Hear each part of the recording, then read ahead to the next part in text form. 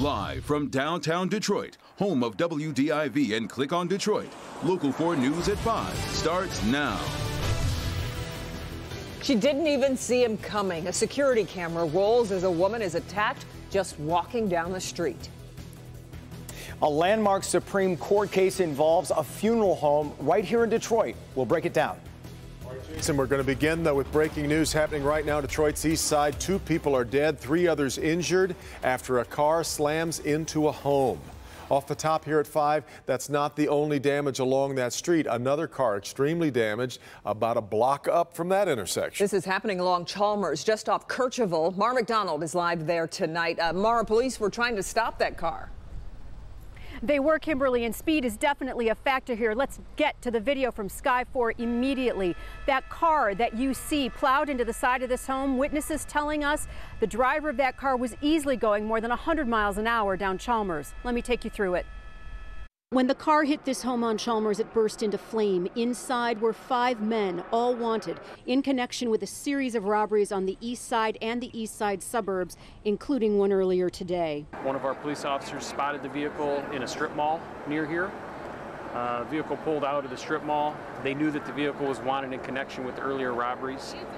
At the intersection down at Jefferson and Chalmers, about a block south of here, officers were behind the vehicle. They turned their lights on, tried to stop the vehicle. It was occupied by 5 individuals. Vehicle sped away. Brandon Johnson was in his office at St. John Congregational Church and looked up. I happened to be looking out of my window at my office, and just as I was looking out, this vehicle behind me, this Buick, was sitting at the stoplight, and his light turned green, and just as his light turned green, I saw the speeding vehicle that was involved in, that was the cause of the accident, doing about 100 miles an hour. I literally heard the accident. I heard him smack the front of this Buick here. I ran out to check on the guy in the Buick, who has a serious shoulder injury but will survive. 300 feet away from where that speeding car hit the Buick, it plowed into this home. At that point, the vehicle burst into flames. Officers responded to the vehicle immediately. They made efforts to try to get all the occupants out of the vehicle. They were using fire extinguishers, hoses, everything they could until the fire department arrived, just to try to save the individuals who were inside the car. Back here live, police telling us that 2 of the men inside that car that hit the home were dead on scene. 3 others have been transported to the hospital. Detroit Fire got out here, put the fire out in the car, as well as a fire out in the basement of the home. When this car clipped the house, some of that residual fire went into the home.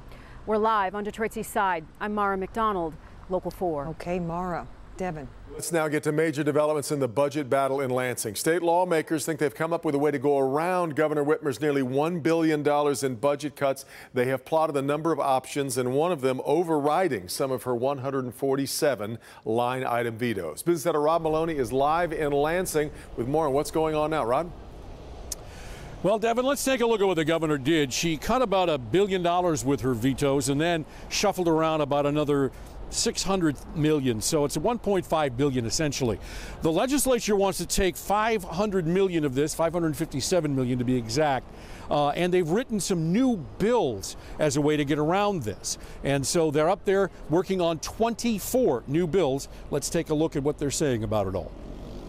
While Republican legislative leaders may have said last week the governor's budget is in and finished, today they decided they just can't let it stand as is. State Representative Jason Shepard of Monroe told Local 4 in Lansing today, we need to just fix some of the things that we feel were most egregious at this point and continue to move forward. It's a long list, 24 new bills that will look to restore funding to things like opioid addiction, autism, rural hospitals, charter school funding, education, and safety grants. One Shepard sponsoring has to do with secondary road patrols. You're going to talk about something and you talk about law and order and you talk about wanting public safety, to cut that out of a budget. So every county has an impact of that. Monroe County especially could lose 2 deputies because of that. State Senator Jim Stammas of Midland sponsoring the bills in the Senate. This is just one step in a large process, but being ready to move forward to make sure that we continue to support the Michigan families. The governor's office put out this statement this afternoon, quote, "It's clear Republicans agree the budget isn't done, and that's a good thing. As the governor has said all along, she's committed to working across the aisle to protect the health and safety of the people of Michigan. If the legislature wants to protect people, the governor is more than happy to negotiate on their priorities," end quote. And so how does all this work? Well, here's the thing. 24 new bills takes a while to get through the legislature. So it's going to take about a week, maybe even 2, for these new bills to take shape, get passed, because they will have the votes, because these are Republican initiatives and they have control in the legislature. Then they get sent off to the governor. Would she veto them again?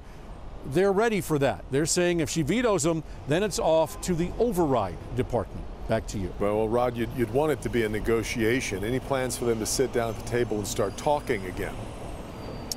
Well, you know, they met last Thursday, but they didn't talk about this, but they're meeting this Thursday.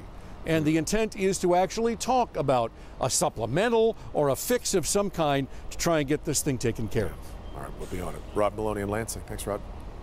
59-year-old store security guard has been charged in connection with shooting 2 people over the weekend. Cedric Wyndham is accused of shooting 2 people around 6 on Sunday in the parking lot of a market on Joy Road. Police say Wyndham got into an argument with a woman inside the store, followed her outside.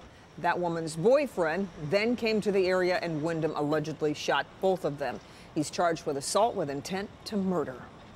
Today, the U.S. Supreme Court heard arguments in a case involving a funeral home company that's been doing business in Detroit for 10 years. Harris Funeral Homes versus the Equal Employment Opportunity Commission, the first case to address transgendered people's rights. Jason Colthorpe here to break down the case for us. Jason. Yeah, it involves Amy Stevens, who was hired in 2007 as a man. She transitioned to a woman in 2013 and notified her boss she would be dressing as a woman going forward.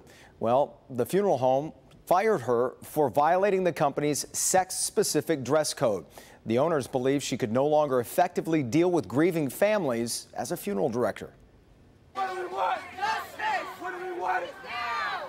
Transgender supporters marching at the U.S. Supreme Court today as the justices heard the case of a funeral director fired from the Detroit-based Harris Funeral Homes after she transitioned to a woman. The owner says he didn't break any laws. The ACLU is trying to use my grandfather's family business as a pawn to achieve a larger political goal that it has been unable to achieve in Congress, where this issue belongs. What happened to me was wrong, and hopefully we can fix that and correct it from this point on. But the funeral home's attorney argued that correcting it is the ACLU wanting to change existing sex discrimination laws that the company did not violate. If you accept the ACLU's argument that it is always stereotyping to assume that a man who identifies as a woman must be treated as a woman, then again, every sex-specific policy that we have in our culture is gone. No sex-specific restrooms, no showers, no overnight accommodations, no sports teams. They all have to go. When Amy Stevens was fired because of who she is, and not because of her performance at work, she was denied what Congress sought to give. You do have a good eye. That was Laverne Cox. I meant to mention that early on, supporting Ms. Stevens there on hand from Orange is the New Black. Mr. Cole, by the way, further responded to questions about social upheaval by saying he doesn't expect any upheaval. Several transgender people were in the courtroom and, in his words, saying using the bathrooms to which they identify with, etc., and the sky did not fall. The justice's decision will be released next June, by the way. This is a huge decision, and I need to correct something. I made a mistake. This funeral home has been around for 110 years, not 10 years. I do apologize for that. Oh, yeah. That's huge. Any indication which way this may go? You never know, but in listening to the lawyers break it down, the lawyer for the funeral home said the justices did recognize there are certain situations that require treating men and women differently. And there was also justices who showed concern that they should wait for Congress to fix the law or make the law before they rule on a law that doesn't. What law are we trying to interpret? Yes, exactly. So we'll see. That could a little indication there, Yeah. All right. Jason. A former Macomb County official speaking out after filing a whistleblower lawsuit. Rhonda Powell was the director of Macomb County's health department for 2 years. Powell says she tried to get a number of unanswered complaints by African-American county employees heard. Well, she says the county tried to stop her from doing that, forcing her to reach out to the Michigan Department of Civil Rights. And that's when she says she was fired. As soon as I reached out to the Michigan Department of Civil Rights, I was terminated by the deputy county executive. But at the same time, I was also offered hush money by the HR director in exchange for my silence. In a response to the lawsuit, a lawyer for Macomb County says in part that Powell was fired after serious administrative failures. It is day 23 of the UAW strike on General Motors. Still major sticking points. Talks continuing today between the two sides. The main issues continue to be pay and health care. Strike has halted production at 33 plants and 22 distribution facilities. We'll keep watching for any new developments. We'll have them for you as soon as they occur on air or online at clickondetroit.com. A Grosse Ile teacher accused of indecent exposure near kids is headed to trial. Christopher Metzger of Trenton was in court today. He's charged with indecent exposure. A witness testified that he saw Metzger touching himself in his car, which was parked at Commerce Park in Grosse Ile, where kids were practicing football and cheerleading. Metzger will stand trial for the charge, and he'll be back in court later this month. School Picture Day is supposed to be fun, but for a little girl from Jackson, it was nothing like that. She's not a disruption to the class. Then why is she a disruption to the picture? New tonight, why she was forced to sit out of the photos and why the school says they had every right to do it. Here's Ben. Kim and Devin, another beautiful afternoon transitioning to a very crisp evening, but temperatures inching up as we go forward, and then that comes to an abrupt end in the 7-day forecast. We'll check it out for you coming up.